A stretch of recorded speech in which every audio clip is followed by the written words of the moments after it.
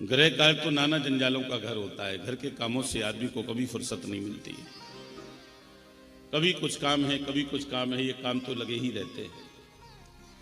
लेकिन भगवान की भक्ति के लिए, सत्संग में जाने के लिए समय तो निकालना ही पड़ता है, नहीं तो ये जीवन ऐसे ही निकल जाएगा। गृह कार्य नाना जंजाला ते यति दुर्गम शैले विशाला। नाना जंजालों का घर है गृह कार्य, कभी फुर्सत नहीं मिलती आदमी। कभी कुछ काम है, कभी कुछ काम है, ये काम तो लगे ही रहते हैं। भगवान की भक्ति के लिए, सत्संग में जाने के लिए, कथा सुनने के लिए समय तो आपको ही निकालना पड़ेगा, नहीं तो ये जीवन ऐसे ही निकल जाएगा। नामी डाकू जो होता है उसे 3 जगह से बांधा जाता है।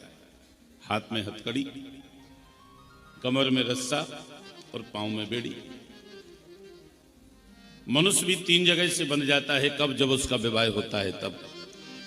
एक भक्त कवि ने लिखा है, पड़ी हथकड़ी जब पत्नी का साथ हुआ, संयम नियम सेवा से हाथ धो रहा है।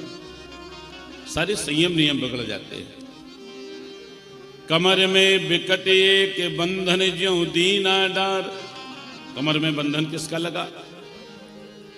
पशु जिम परिवार का कुम्हार ढो रहा है। पशु की तरह काम करने में लगा हुआ है, न दिन देखता है, न रात देखता है, न सर्दी देखता है, न गर्मी देखता है, लगा काम करने में। इससे सुभार नहीं कहा, कुम्हार कहा है। पशु जिम परिवार का कुम्हार ढो रहा है। द्वारे पे विनीत खड़े साथी सत्संगी कहे, निकरो चलो चले सत्संग हो रहा है। कुछ इष्ट मित्र आए द्वारे पे आके कहने लगे, चलो भैया, जसावली सरकार पर राम बाबू मुखरैया के द्वारा श्रीमद् भागवत की कथा हो रही है। आज कथा का 4था दिवस है। कथा सुनने के लिए नहीं चलते हो?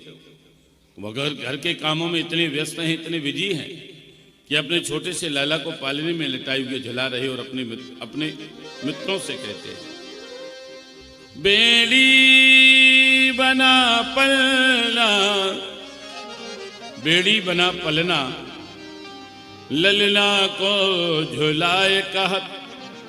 अपने छोटे से लाला को पालने में लिटाए हुए झुला रहे हो अपने मित्रों से कहते हैं, हम ना जा पई है, हमारे मुन्ना रो रहा है। इसकी मां घर के काम में